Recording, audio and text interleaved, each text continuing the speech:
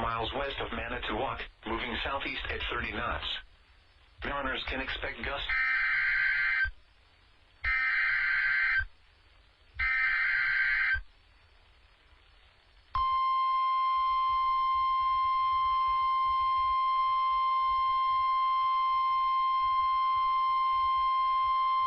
The National Weather Service in Milwaukee-Sullivan has issued a special marine warning for nearshore waters from Sheboygan, Wisconsin to Port Washington, Wisconsin, Lake Michigan from Sheboygan, Wisconsin to North Port Light, Wisconsin 5 nautical miles offshore to mid-lake until 8:15 p.m. At 6:19 p.m., a severe thunderstorm was located 10 nautical miles west of Cleveland, or 14 nautical miles southwest of Manitowoc, moving southeast at 20 knots.